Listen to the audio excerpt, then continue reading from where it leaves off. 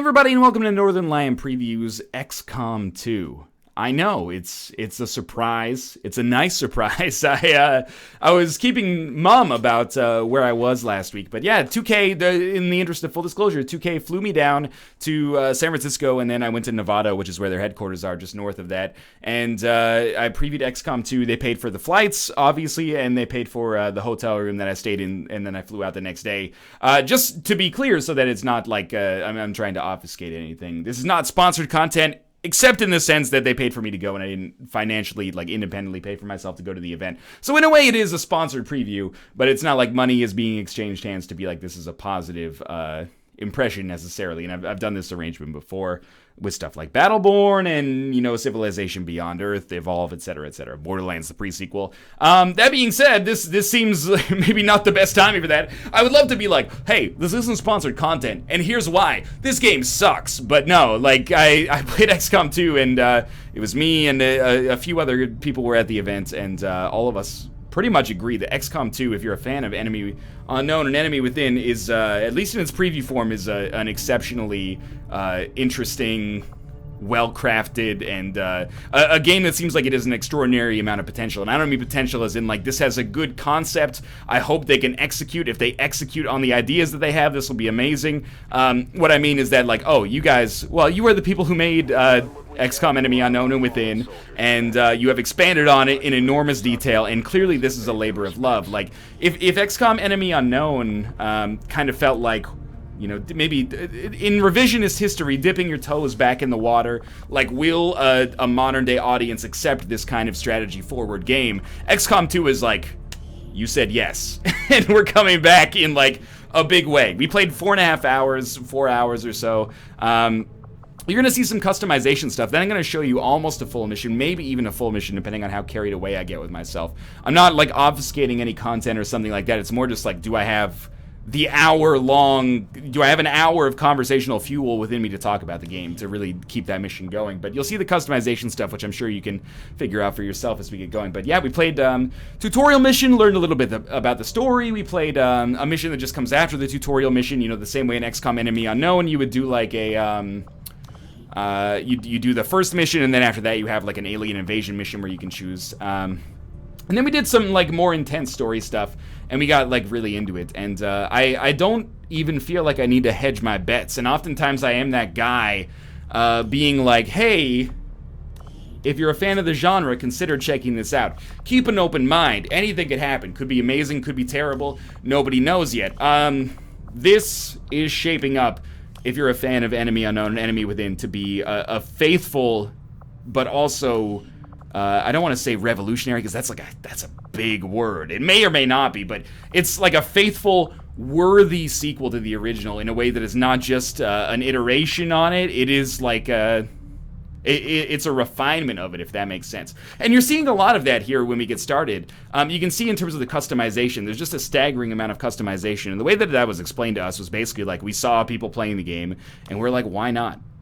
Why not offer a much larger degree of customization? Because it all comes down to the more that you're able to invest in your soldiers getting started, the more that you actually care when they get slaughtered, which, let's be honest, for probably at least 30-40% of your XCOM squad, that's what's going to happen.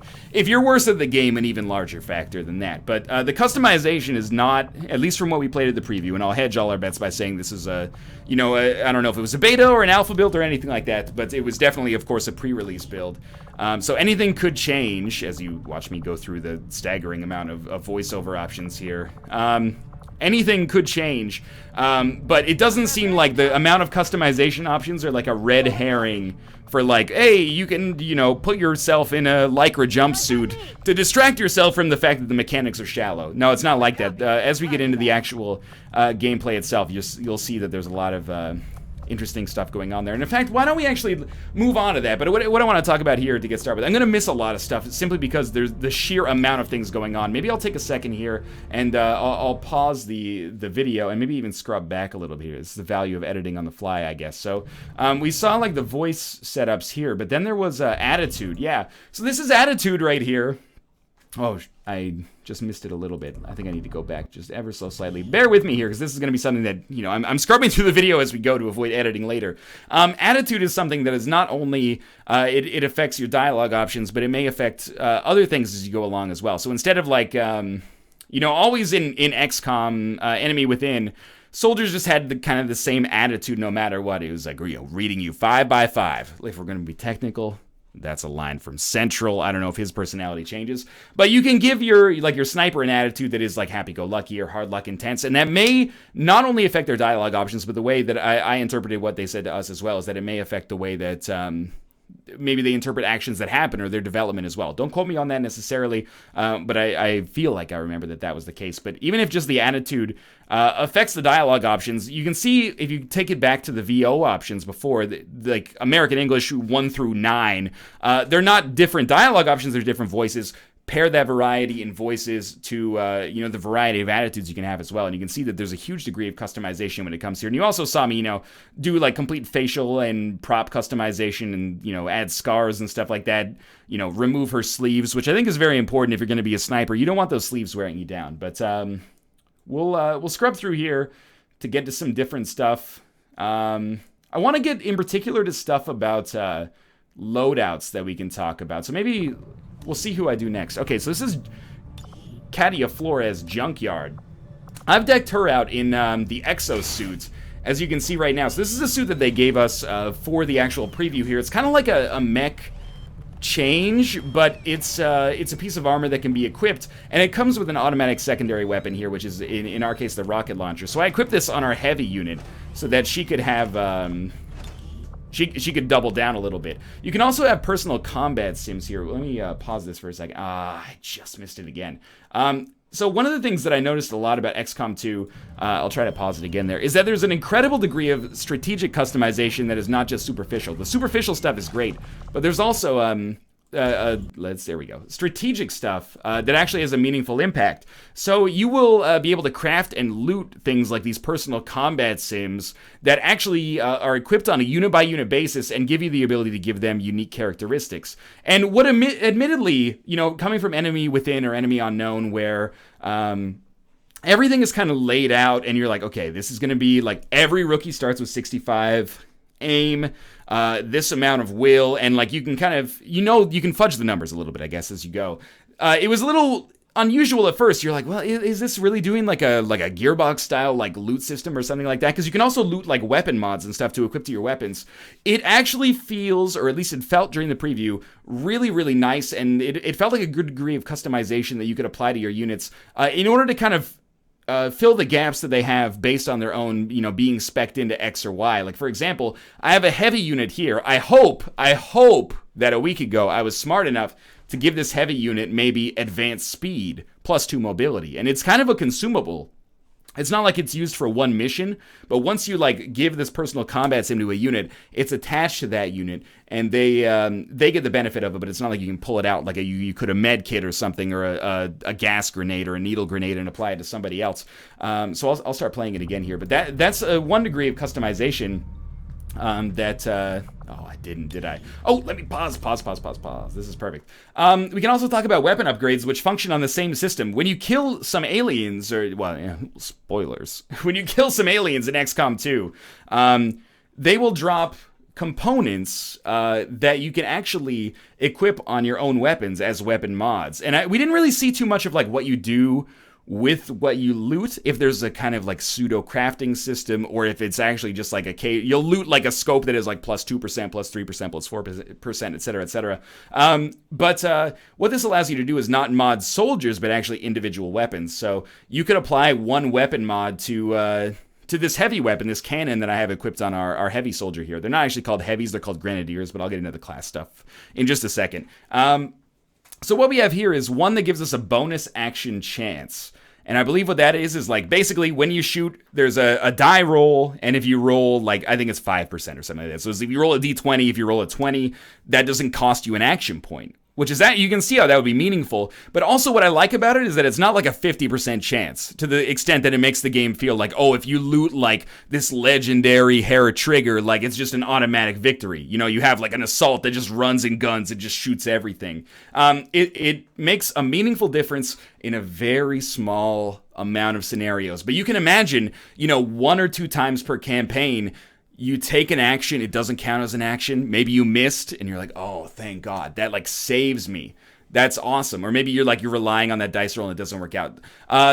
Increased clip size does not rely, I think, on that dice roll. Free instant kills, I can't remember what that actually was, to be honest with you, but I think it was something like if you have like a KO animation or something like that, it doesn't cost an action point. But they, like, disregard that. Listen to somebody else that was at the event if they got that in more detail. The scope, of course, just gives you like plus 4% aim, or I guess plus 4 aim or something like that. But yeah, you can loot that stuff from the aliens. I just restarted the video here, but you can loot that stuff from the aliens as you kill them and as you play, and it makes for it's one of the things that I'll admit I had a slight hesitancy about, because I was like, I don't know if XCOM really benefits from a loot system, but when I preview a lot of games, I'm like, okay, my hesitance is that this could be a microtransaction that's kind of abused in a way. You know what, maybe I'll pause it here. I know people want to see this stuff, so again, this is why this is going to be kind of a long preview. But, you know, when I previewed Battleborn, and this is not to, like, throw shade on Battleborn, I was like, this crate system seems cool,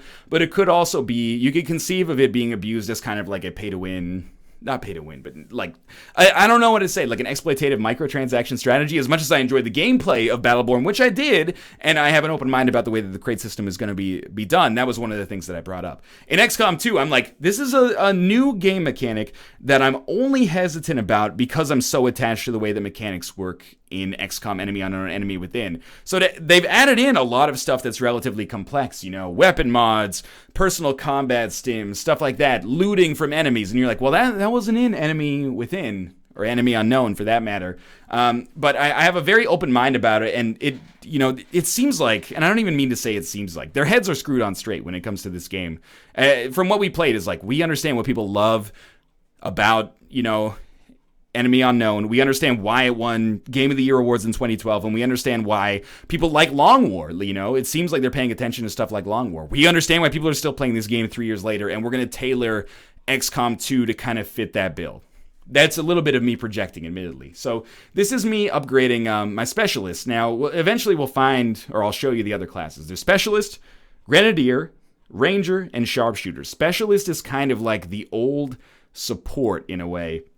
But what's different about the Specialists is they come with a drone that basically allows you to interact with a new mechanic in the game, which is hacking. And you can actually hack objectives remotely, and there's robotic enemies. You can think of them as like cyber discs for now, that you can hack into, and there's like another, I don't want to call it a mini game, but let's call it that, like a mini mechanic within the game that allows you to have a success or fail chance when you hack them, and you can either convert them over to your side or disable alarms or stuff like that, and you'll have a penalty, like maybe enemies will automatically be alerted if you fail that check, or you can convert them over to your side for like 3 turns or something like that. But this is our support, well, it's our specialist, but it's the modification of the support class. You can see the drone in the background. You can either make it a medical, you can spec into medical, or you can spec into combat, and you can go like back and forth. It's not like you're locked into one of these trees when you get started, but I'll let that play through. I mean, here's the thing, is we played for 4.5 hours. I don't want to talk for 4.5 hours, but I could probably talk for 10 about what we saw, and I'm not going to do that. I'm hoping that I'll be able to get this video done in under an hour. But there's a lot of stuff to talk about. There's a lot of stuff I'm going to miss. I'd encourage you to watch videos from other people that were at the events to see it for yourself as well. I'm also not making this video for mass consumption, and that sounds like, you know, sure you aren't. But I'm making this video for people who like watching me play XCOM, for people who have a background in XCOM. If I was making this for mass consumption, I'd be like, hey, you know, we were in sunny California last week, and we played XCOM 2. It was fun, right? But that's not what we're doing, or that's not what I'm doing here. Is I'm making a video for people that are really diehard fans of XCOM 2, and really because of you being diehard fans of XCOM 2 and watching my series, that's why I got to go to this event. This is one of the events where I was like, I'm an ambassador here. I feel a responsibility to come back with information, and then, you know, because you can't be there, I am going to I'm going to come back with the information that lets you experience what XCOM 2 is going to be like. And I really do feel like XCOM 2 is going to be not even good. It's going to be great. What I played was great. I can't believe I'm still talking about the customization stuff. I really should have started the other stuff soon, or the actual gameplay soon, but this is me. I customized myself. I made myself a ranger. The ranger is like the old assault class, but they have a sword now. So they carry like a shotgun and a sword. The sword is basically like, you know how the heavy used to have the rocket that gives you like insane amounts of damage and like environmental destruction. This is it's the damage of that with a little bit more, or a little bit more precision. Let's put it that way. There are perks that you can spec into that are basically like, if you get close enough to an enemy to sword them, they are dead. If that makes sense. Like you can spec yourself up so that you do so much more damage. Don't make me get elite, please. You can spec yourself up so you have a ton of damage with your sword. And what's cool is the ranger class actually has an ability that allows them to dash and attack in the same turn if there's an enemy within melee range if they were to dash. So basically, if there's an enemy like 10 tiles away or something like that, then you can use this ability that is basically like you dash and attack, but you only can do your sword attack. So it's almost like a very limited running gun. But combined with the abilities to give yourself, you know, a much greater damage with the sword, which seems like an inefficient way to fight aliens, but it's fun. It works well. So I think, let me look at the time left in this video. There's a little bit of time. I launch into a mission here, but I'm not going to show you this mission. This mission is like the earlier mission. I'm going to show you a little bit more of a story-focused mission. And I guess that'll give me a chance to talk about this. Oh, it's too loud, it's too loud, it's too loud. I'm sorry. This will give me a chance to talk about the story as well. So XCOM, it's a game that I've never played.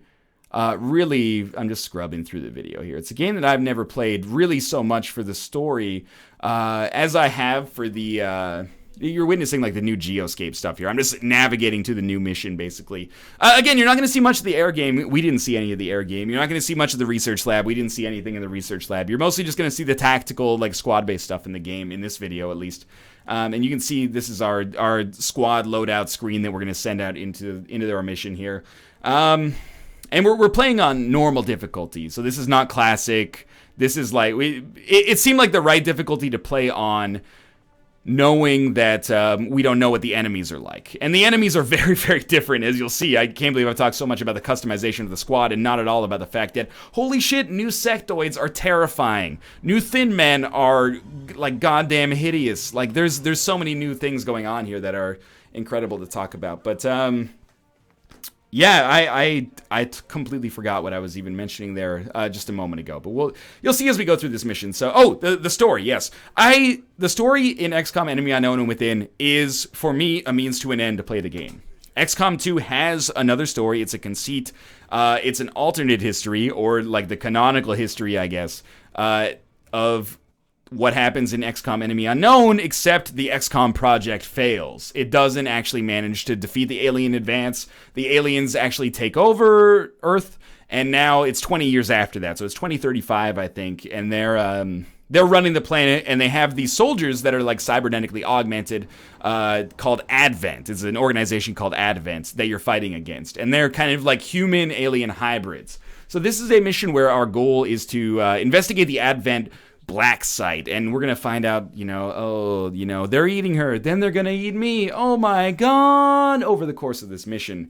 And I'll do my best to commentate what's happening, not in the style of a traditional let's play of XCOM or anything like that, but just so you get an idea of what's happening. As you can see, if you've played the original, you definitely have like an understanding of what we're doing here to begin with. So we have our sharpshooter class. That's like our newfound sniper class. There is a squad sight ability. You can obviously tell from one of the mission, or not the mission, but the perk layouts in the bottom left there. Enrique Marquez is our ranger class. The sharpshooter class, by the way, has some awesome abilities we'll see later. Like, for example, reaction fire. Or I hope it's called reaction fire, but it's something like that, is basically like if they ever get targeted by a shot, no matter whether it misses or hits, they can spec into ability that does overturn fire. That's it. So if somebody shoots at your sniper, whether they hit or they miss, you shoot back at them. Which is really awesome if you're in a position where they're shooting at your sniper from super far away. You can get like a pistol shot at them from, halfway across the map, and obviously, usually if you have squad sight, you'll be in a sniper's nest, you'll have a huge aim bonus. You can get, like, some free damage that way, and it doesn't cannibalize your actions on Overwatch or anything like that. So we start this mission, I play XCOM, or I'm trying to play XCOM at least, a little bit more stealthily than I used to. I don't play so, like, run and gun style. So there's probably, like, 15 minutes here where we don't encounter any aliens. I'm going to skip through that, but what I will talk about is this. If you see these, like, hoods at the top here, there's a concealment system, which is basically like an XCOM enemy within, unknown, whatever you want to call it.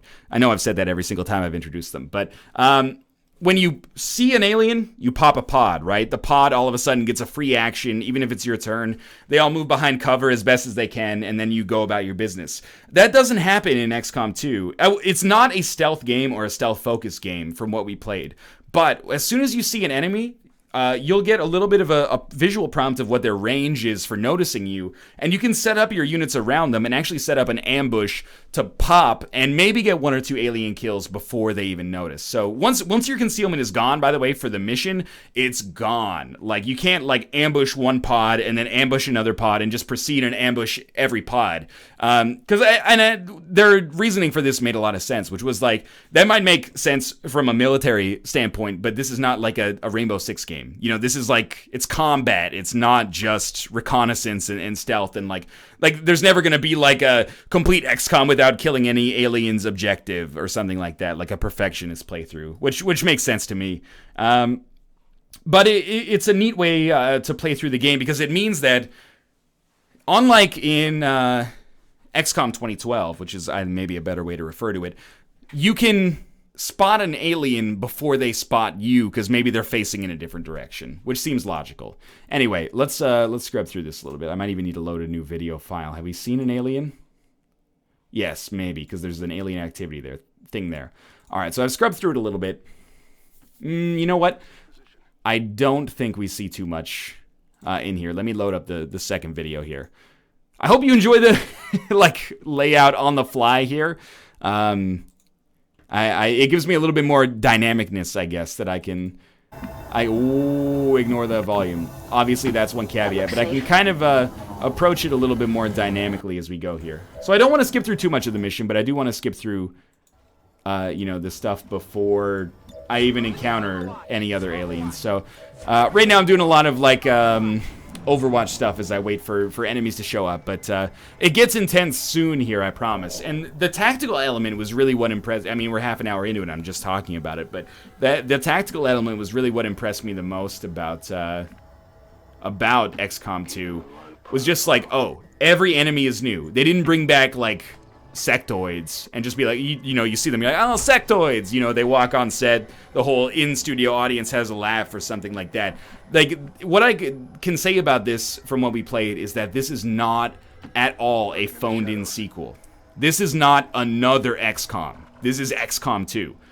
The shit that I'm saying sounds like it was fed to me by a PR person, but they didn't tell us this. They just let us play the game. Like, I'm not just regurgitating stuff from the press release. These are independent impressions that I made from playing the game.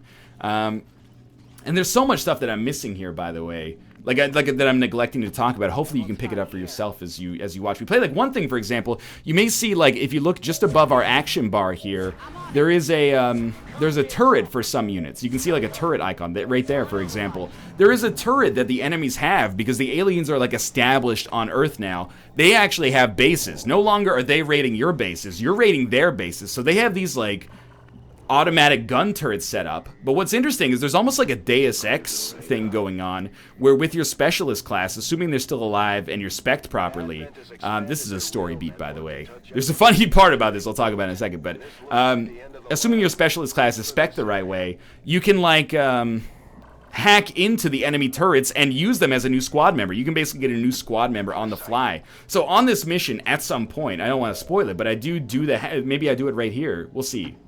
I do the hacking thing with a turret, and I make it one of my own squad members. Yeah, this is it. See, I see the turret, and I'm like, well, it sees me, so I should fire on it. Or, I believe in you. I believe in you, Ryan from last week. First, I'm taking my most obvious actions. I don't want to take anything that has a dice roll associated with it until everybody else is within cover, because it'll blow my concealment if I fail, right? So the concealment is a resource that is, to be spent. This is my sniper up here. The way the sniper is sharpshooter, was described to us is that you can spec them almost like an old sniper, or you can spec them to actually be like almost a pistolier class. And I know in your head you're like, well, sniper. I'm gonna spec them to be a sniper. But there's our first glimpse of the aliens. The pistolier stuff seems cool. Like, for example, they have an ability that is take a shot with your pistol, does not cost an action point, takes like 4 turns to regen or something like that. So if you have like a high-powered pistol, or you can get behind an enemy and flank them, you take that shot for free, take out your sniper rifle, and then Overwatch or something like that, or take out your pistol and Overwatch. And, it seems cool. Basically, what I'm getting at is I kind of trust Firaxis to balance it, I guess, appropriately based on what they know is happening in the game. I'm not going to act like I know better than they do. So I'll try to talk a little bit about the enemies that we've seen so far. You can see like a Viper back there. That is the Thin Man now. The Thin Man unmasked. And the reasoning that they don't look like the Thin Man from before is they no longer have any need to disguise themselves because they're in power. They don't need to pretend to be people or like look like people, even though they looked hideous before. Instead, they can just look how their normal physiology is, and they have some really cool attacks as their new abilities as well. Like, for example, they actually have like a Left 4 Dead 2 style attack where they do like a tongue whip that pulls your unit towards them. And this is like XCOM 2 seems like it's doing some really cool stuff with the design space that was not handled in the original game, not XCOM, UFO Defense, but XCOM 2012, where they're doing stuff with like, instead of just poisoning you or taking a shot at you, they're going to adjust your positioning, or they're going to destroy your cover or something like that. They're really like dealing with combat from a lot of different spectrums, which is cool. Okay, so this is us doing Haywire Protocol, which is a specialist ability with our drone. So this is the hacking system. I'll pause it temporarily here because it's a little bit confusing if you weren't there playing it. Basically what it is a dice roll that's based on a couple of things. It's based on the tech score of your target, which in this case is 50, and it's based on the tech score of our specialist, which in this case is 60.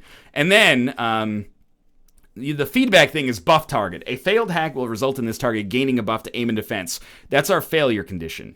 The hack rewards are our success conditions. So we can either take a 97 versus 3% chance to temporarily disable this unit, or we can take a 52 versus 48% chance to take permanent control of this automated turret. If we fail, it'll give the unit a buff to aim and defense. Could be really bad, but if we succeed, we get permanent control of this automated turret, which is basically like a brand new squad member.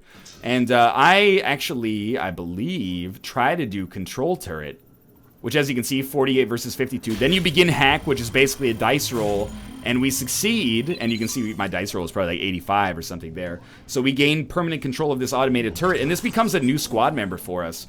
Now, we could have done this on the turret, which we did, and now it'll become a new squad member for us. Or we could have done it on that cybernetic unit that's in like the northeast of our screen right now. It's kind of like the robotic enemy. This adds a really cool element to the game, and one of my favorite things from the preview of XCOM 2, as you can see, this is me using the new turret here. By the way, I love, if I pause it again, I think this is something that, oh, come on, I always miss it by like a quarter of a second. This is something that I believe is available in Long War. Like, XCOM 2 seems like it's developed with Long War. They know it exists. Let's put it that way. They're not ignoring it, which is good. But another thing they mentioned is like full mod support, XCOM 2. We're going to give you the engine, or we're going to give you the tools that we made to make the levels and stuff like that, all the assets, et cetera, et cetera. So they definitely understand like that customization is something that makes, the game what it is, if you will. I love that it gives you a breakdown of why the hit chance is what it is. That's really cool. Let me start playing again here. But one of the things, let me start playing again.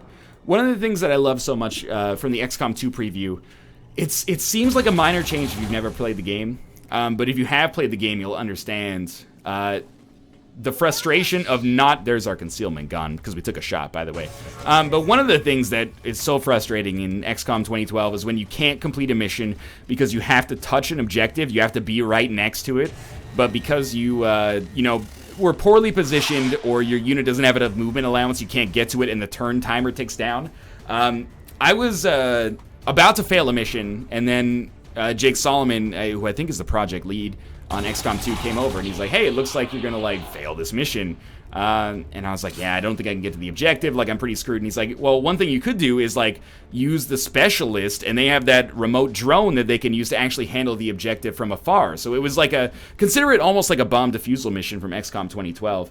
I just sent the drone in and dealt with it. I had like a, 75% chance to hack it and actually get the objective, and it totally worked. And they may seem like, if you haven't played it, like it cheapens the experience, but if you're someone like me that was like, man, like I did well tactically on this mission, except I was placed poorly, Katia Flores, aka Iron Man, like I was just positioned poorly, then it's a godsend, honestly. It seems like it means that you can afford to be like maybe a little bit more defensive. That was an unfortunate miss on my part. Man, I made that guy look like exactly like me, if I'm flattering myself.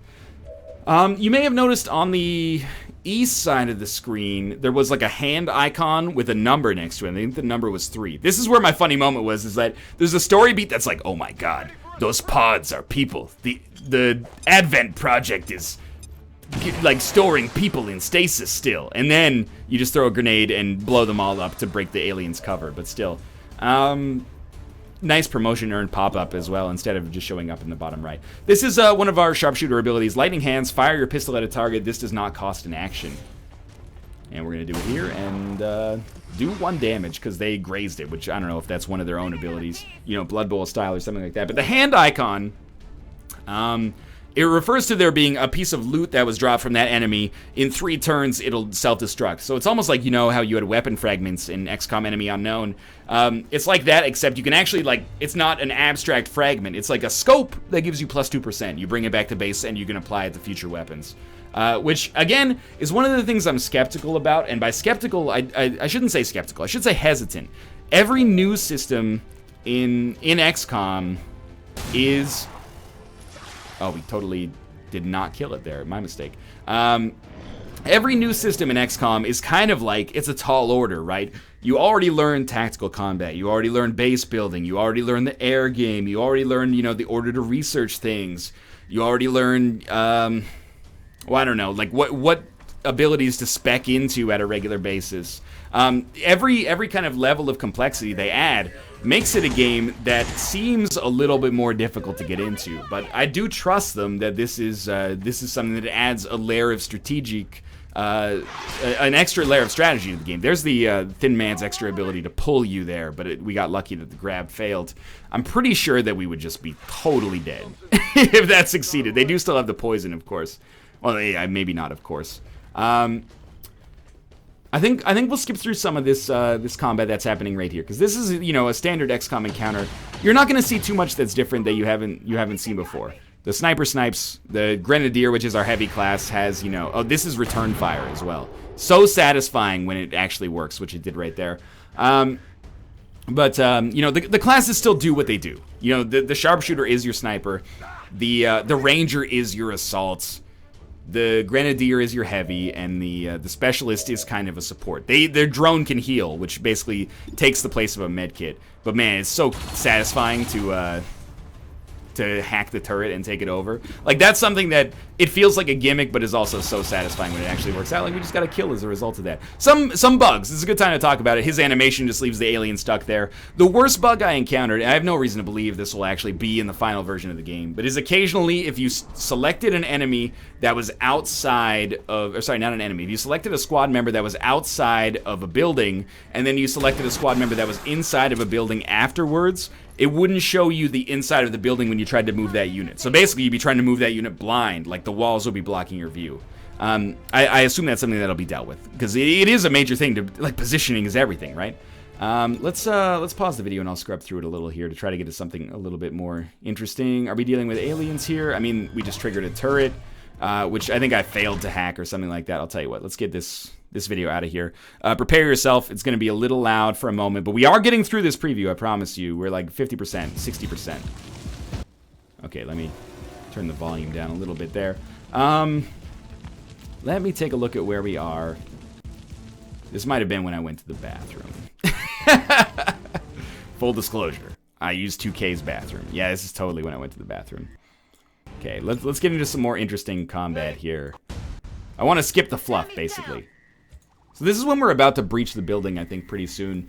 And I'm not going to talk about the story beats too much, not because it's a spoiler-ish thing, but more because, like, that's not my place. Like, I don't really care about the story in XCOM. I appreciate that a lot of people put work into it, and it does lay a conceit to play the game. But it also, it doesn't matter to me as much as the mechanics matter to me, if that makes sense. I think the idea of playing in a world where the aliens have the power is kind of an interesting... I mean, I hate to use the code word like design space, right? But it adds like an interesting design space where they can actually have fortifications and stuff like that instead of you being the, you know, the powerful army and them being the guerrilla army. You are actually like the guerrilla army in this case, which is, I think, really cool. I really want to see our ranger in action because that was my favorite class to actually use. As kind of like novelty, a gimmick as the sword seems, it's so satisfying to just walk up to an enemy that has like 8 HP, cut it up, and like completely kill them right off the bat. Please keep in mind this is on normal difficulty. Don't assume that the game will be as easy as it was when we played it here. But definitely, or when I played it here, I should say. But definitely also, you know, keep in mind that the reason we played on normal is because if we played on classic, our 4.5 hours would have been eaten up by the second mission, basically, because we don't know what the enemies are. So we're gonna be like, I don't get it.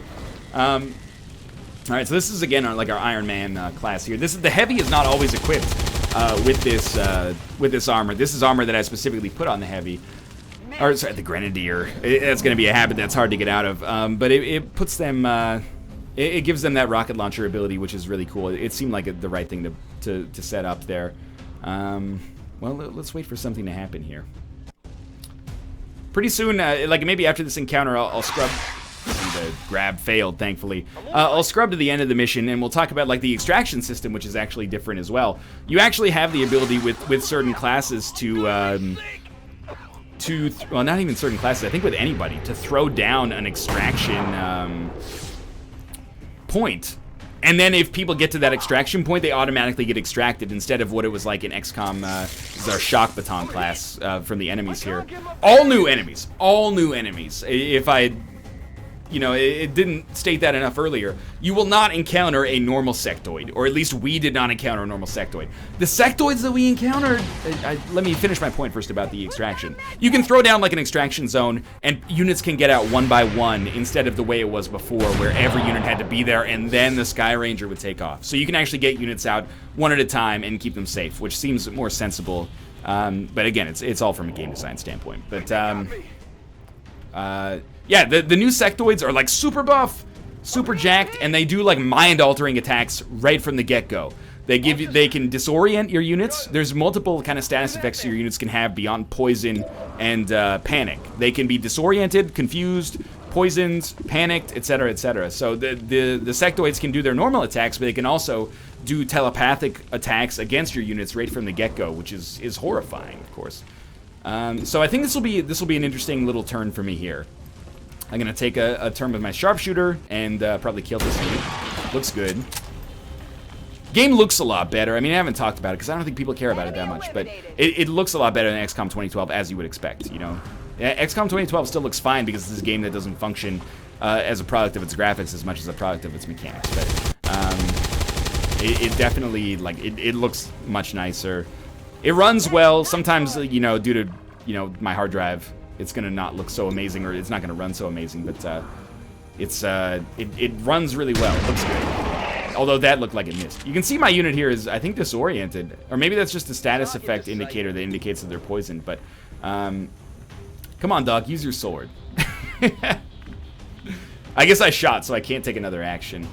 And our turret doesn't see anything. I'll scrub through like a little bit more here. Oh, the turret eventually turns on me. It said permanently, but it was actually, after like 12 turns, it was like, you should be done the mission by now. Come on. So this is quiet, so we don't have anything. Quiet. Here we go. Let's, well, actually, it looks like there's a lot of aliens here. Okay. Let's start from here. Again, I wanted to give kind of a comprehensive preview, but I want to cut through the fluff of me just kind of moving from place to place, because there's already enough to talk about. You know in XCOM, and you know that you don't know it until you've already done it, but you know there's a lot of time where you're just like moving, and you're cautious because you think you might pop a pod, but instead you don't. I'm trying to cut out as much of that stuff as is possible. So we're about to breach the Advent Black site here and learn something. This is a story mission much in the same way, I guess, like, you know, the temple ship is a story mission. Not at the same stage of the game, but you get what I mean. Okay. What's really cool is, like, the Advent soldiers, they're like a human... They're like the new sectoids, I guess, is those basic Advent soldiers. They're kind of like the new sectoids, the new Thin Men, as much as the Vipers are also the new Thin Men. But, like, I really applaud them for actually taking the effort to not just be like, here's new sectoids that are just the old sectoids. It's like, hey, mission 1, you encounter some sectoids. Instead, it's actually like, we've got like brand new units for you. That's super cool. I'm like, if there's one thing that I could say that is beyond the mechanics of the game, and I really most of the time hesitate to talk about stuff like this because, oh, this is me using the slash ability. Yeah, so if a unit is like within dash range, this is just our objective here. So you can see that they're doing some evil experiments on those humans, man. But I normally shy away from stuff like this because I hate when criticisms of games are like, X game mechanic is bad, game developer's lazy. Like, X game development is bad, game developer, you know, is not talented, right? Oh, they didn't even see the attack there because of the story thing. But rest assured, I sliced the shit out of that guy. But what I'm gonna do the opposite. I'm gonna do it in like a positive way.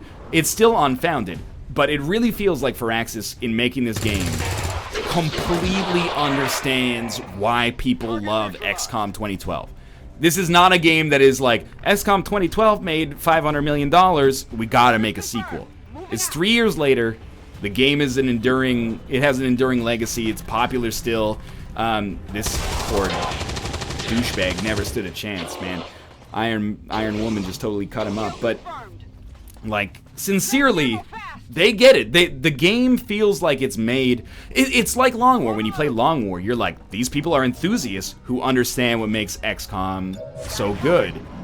That is exactly what this feels like. This does not feel like what is oftentimes the narrative that a lot of people like to say, you know, AAA developer is making a sequel to their game. They don't realize what made the original good. They've squandered it. This is like your dream... Wonderland scenario. Oh, is this video? Yeah, okay, that video is already over. This is your dream Wonderland scenario. This feels like they're making their dream project. And again, that's projecting. I'm putting another video up here, by the way. It's gonna be loud. Maybe. It does feel like projecting to some extent. I don't know. Maybe they hate XCOM. But the way that they're making the game makes it feel like it's an extreme labor of love. I don't know how much more there is to talk about, honestly. Like, I succeed on the mission. Oh, that's a new sectoid. Okay, we'll talk about that. I succeed on the mission here. As you will see. Okay, so that's the new sectoid right there. It's not terrifying at all. It's not like a demon that comes from my nightmares to kill me and my family or anything like that. You will probably see some attacks that they do. I feel like it's like a journalistic obligation to have some hesitancy about XCOM 2. I really don't. I almost didn't going into it, but I was like, we'll see what's up with it. But in playing it, I was like, this is going to thrill people who love the original XCOM. There will be, I'm sure, there will be things like, I don't like the way the new air game is balanced. I don't like the way new base building is balanced. This class feels a little, like, mathematically off in terms of the damage they do versus blah, blah, blah. I'm sure that stuff is going to happen. You know, there will be probably ways to spec that are objectively better than other ways. You know, I'm sure that stuff is going to come out. But from what we played in the preview, you have every reason to be incredibly enthusiastic about XCOM 2. It feels like it's made by people who are in love with XCOM Enemy Within, and Enemy Unknown for that matter. And maybe stuff will come out later, but this is like, I mean, we were dazzled, man. I don't want to speak for anybody else that's at the event. You can watch their own preview stuff, but in talking to other people who were there, and hearing the reports of other people who were there, I was like, man, everybody that went to this event loved it. Or at least liked it a lot. I really can't think of too many complaints. It seems like everything you would want from an XCOM sequel, even down to the point where it's not just the same game twice. I mean, you could probably make an argument for making the same game twice with some small iterations, even though it's been 3 years. But that, like, they are making a game that it feels, at least from what we played, substantially more robust. It's like substantially, it's different. It's its own game. It stands on its own. I think that's honestly where I call it. I mean, this is our objective here. In a way, like, this is alien reinforcements. Man, that animation looks good, by the way. But, I mean, you know XCOM. You're watching the tactical layer right now. Aliens spawn, we shoot at them, there's a percentage chance we hit them and a percentage chance we miss them. So I don't feel like we need to go too much deeper into this, but, yeah, this is XCOM 2. It's, like, incredibly exciting. I really should lower the volume. It's incredibly exciting. It was amazing. It was really good. I would encourage you to keep an eye out for its release date, which, if I remember correctly, well, I can Google it here because I'm doing this on the fly. XCOM 2. I think it's February 6th, February 5th. It says right now. Available on Microsoft Windows, OS X, and Linux. I don't know if it's going to be coming out concurrently on all platforms at the same time, but yeah. This is not the normal preview where I'm like, there's some good, there's some bad. You know, if you're a fan of the genre, be excited. If you like the original, you should be very, very excited. This is, it was extremely good. I'm resisting the desire to hedge my bets. That's how good it is I'm putting myself out on the line to a certain extent by saying this, but as much as I'd like to protect myself by being like, well, you know, anything could happen when it comes out, which is true. I also want to be like, my unabashed impressions from the event are so positive that I don't want to do that. As someone who has played a lot, not as much as some people, but a lot of the XCOM 2012, XCOM Enemy Within, and the iPad version, not that is being sequelized here directly, I guess. It's really good. I'm incredibly excited for it. I was excited for it before.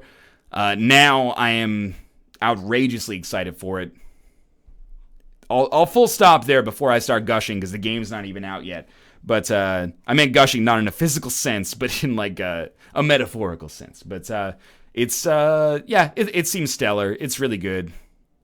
The preview version we played, at least, and I think you have every reason to be very excited for February if you're a fan of the original or are excited for the game for whatever reason. It seems like they're doing right by you. They're doing right by the players. That's gonna do it for this. Of course, I will remind you that I did have my flight and my hotel paid for by 2K. If you want to treat this as sponsored content and take what I say with a grain of salt, I more than encourage you to do so. And I mean that sincerely. Wait till it comes out. Wait for reviews. Wait for people who hate the game to play it for all I care and completely discount my opinion. You're probably safer doing that. But these are my honest impressions as I see them, at least. And I hope you've enjoyed this relatively exhaustive preview. If you did, click the like button. It helps out a great deal. Subscribe if you want to see more in the future, but mostly just thanks for watching. I hope that I hope that this provided a service to the community. I hope that I can be your surrogate, semi-casual XCOM player at the event, and I hope that you glean some information that's useful for you. But for now, thanks for watching, and I'll see you next time.